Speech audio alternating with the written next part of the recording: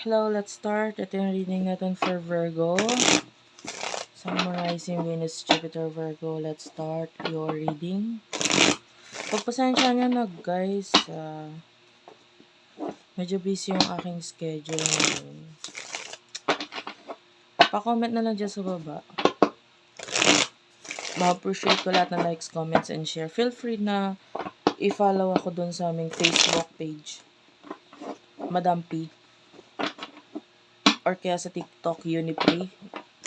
UNIPRI. Whew. Let's start. Okay, let's start. For the sign of Virgo. Nine of Swords, Seven of Swords. Patingin ba sa inyo nai-stress or may mga problema ngayon, nai-stress, ganun. Lalo na sa mga sinasabi ng iba with the Seven of Swords. And can you see this, oh? Para kang nababackstab or may mga sinasabi yung ibang tao or maybe a particular person. May sinasabi siyang hindi maganda laman sa'yo, and pwedeng nalaman mo yung tungkol dito. So, yung iba sa inyo, pwedeng kung hindi ka man stress, nagagalit, ganun. Natatawa ako sa picture kasi dito. Oh. May tagal ko nang alam mo, ganun po kasi ako eh. Kahit matagal ko nang ginagamit yung cards, pag nagpapapansin sa akin yung particular picture dun sa card, tinan mo naman yung naano dito, oh. Yung lola na may hawak pang kutsilyo na ano, parang mananaksa. Ngayon ko lang nakuha yung humor niya. Ayan. So, nandun yung parang ikaw to, parang na-stress ka na, parang gusto mo na lang manakal, manakit dahil dito sa taong to. And you do have here the Emperor.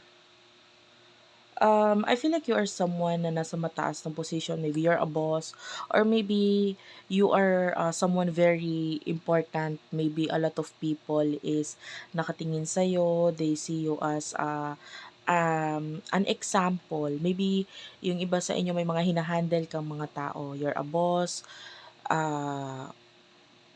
or maybe ikaw ang leader sa kahit anong um,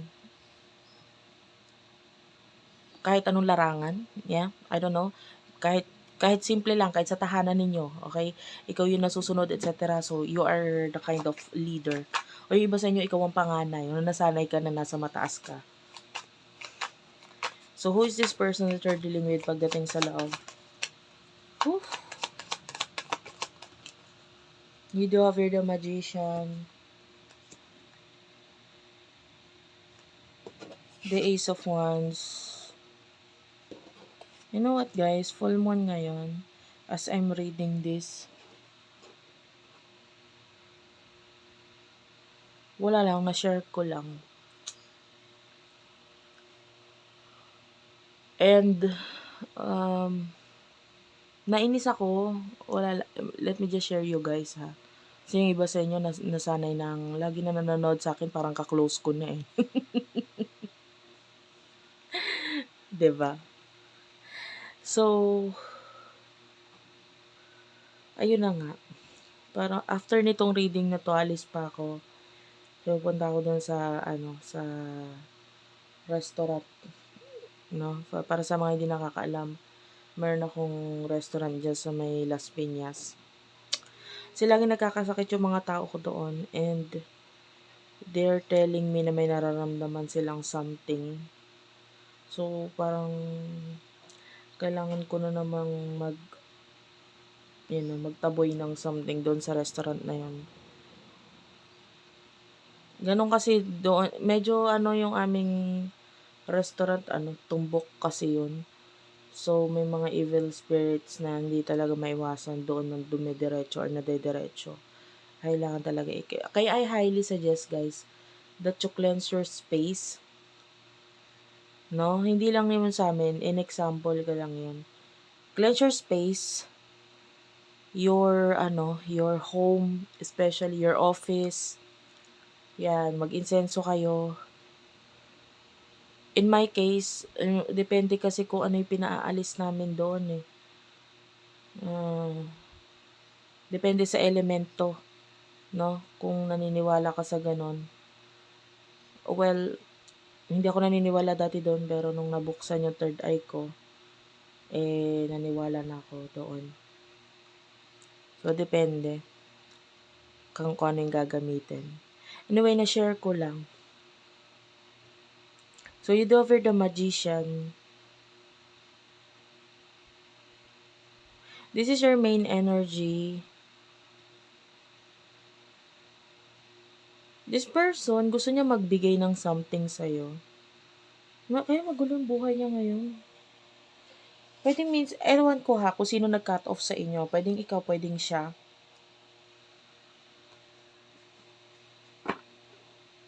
The Queen of Swords is here at the bottom of the deck. So, may pagka-cut off na naganap. Pero itong person na to, kung pwedeng gusto niya magbigay ng something sa'yo. Pwedeng minsan na rin siyang may binigay, pero iba yung ano doon, parang kailangan mo pang i-decode. Parang may double meaning yung binigay niya sa'yo. It could be a particular accessory.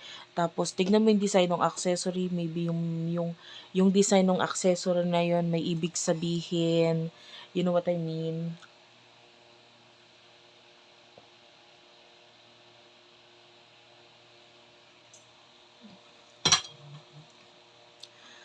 So, pwedeng ganon. May ibig sabihin.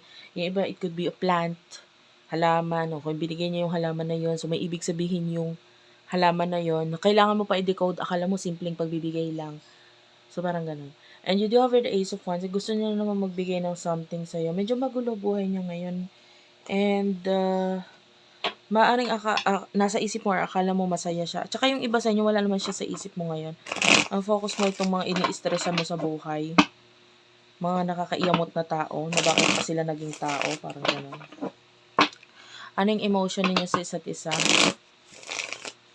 Spirit guides, angel guides for the sign of Virgo. You do over the Knight of Swords, the Six of Swords, the Queen of Cups, and the Page of Pentacles, Taurus, Virgo, Capricorn, Cancer, Scorpio, Pisces. Ano to? Kukuha ko ng mutual energy dito. The Two of Cups. Okay, nakikita natin there's a... Eto, kung may relasyon kayo, there's love. Yung walang relasyon, meron pa ring love. No? The Two of Cups is mutual energy. Pareho kayo nakaka-feel nito. Knight of Swords. Lang sa ngayon kasi, medyo palaban yung energy mo, no? Parang kontrabida. Parang wala akong pakialam sa kung gagawin nila, sasabihin nila. Kasi nga nandun yung energy. Nandun yung energy. Tingnan mo, you are all more on swords yung nasa side mo. Kung ano mga iniisip mo ngayon, tapos naiinis ka, maybe medyo nakakain ka ng mga negativity whatsoever. Ingat ka lang sa mga iniisip mo. Ang kalaban mo kasi, alam mo dyan sa isip na yan, ang kalaban mo sarili mo. 'Di ba? Kasi syempre, sino may control ng isip mo? Ikaw. So, kung may mga negative ka na iisip ngayon, nagpapa-stress sa'yo ngayon, huwag mong isipin at huwag kang paka-stress sa mga bagay na yan. Yung person na kakonect mo, Queen of Cups, I see love here. Kaya lang with the Page of Pentacles, ano siya ngayon, may mga nagiging wrong choices siya sa buhay na pwedeng nagiging dahilan kung bakit financially hindi siya okay. Gusto niya kontakin. Kung wala kayong communication, gusto niya kontakin. Okay, so what will happen in the near future sa inyong dalawa? Eight of Pentacles is here. The Lovers.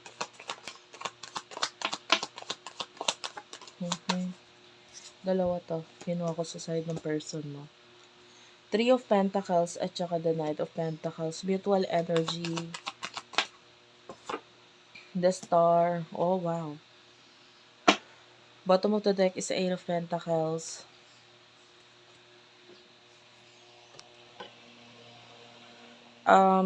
The Eight of Pentacles, I feel like ang energy mo, You're working hard in the future. With the lovers, may mga tao sa paligid mo like maybe partners na makakatulong sa'yo para ma-achieve mo yung mga bagay na gusto mong ma-achieve sa buhay mo. The star, this is goals, wish fulfillment. At saka nakadepende sa mga partners mo eh. Kaya tingnan mo yung mga partners mo. Pag nakikita mo yung partner mo walang kwenta, layuan mo, iwasan mo. Pwedeng yun yung magbibigay ng problema sa'yo. Ay, 'di ba? Nagigets mo yung ibig ko sabihin. So, kung gusto mong ma-reach yung goal mo or yung pangarap mo ng mabilisan, nakadepende rin yan sa mga makaka-partner mo sa buhay mo. Ay, alam mo sa school pa nga lang eh, 'no? Remember your school days, balikan mo yon. 'Di ba sa school, 'pag may mga project, tapos all the members are okay naman pero hayahay lang, ang pinaka nagdadala or gumagawa lang nung pinaka-group project na yon is the president, eh, 'di balewala yung projects, 'di ba? Eh, 'di dapat nag-project ka na lang mag-isa, nakapagpabagal pa bago matapos yung proyekto. So, anong dapat gawin? Layuan, iwasan yung ano, yung partners mo na yon, yung ano mo na yon, ah, partners mo or itong mga taong nakakapagpahirap or pagbigat sa'yo. But overall, maa-achieve mo pa rin yung pangarap mo or yung goal mo kasama 'tong mga tao nito kasi nasa choice mo naman 'yan kung hahayaan mo lang sila sa buhay mo, eh. Sabihin na nating nabibigatan ka, sige dadalhin mo na lang sila kasi masyado kang mabait. Oo, maaabot mo yung pangarap mo, medyo mabagal lang or ikaw lang din yung nahihirapan, so yun, 'di ba? So with the Three of Pentacles, Knight of Pentacles, ito yung person na ka-connect mo. Although nakakita tayo ng growth dito sa kanya, kanya-kanya kayo nito ng person na 'to, eh. Nagfo-focus kayo sa mga kanya-kanya ninyong growth. Anyway, that's it for now. Thank you for watching. I love you all and bye-bye.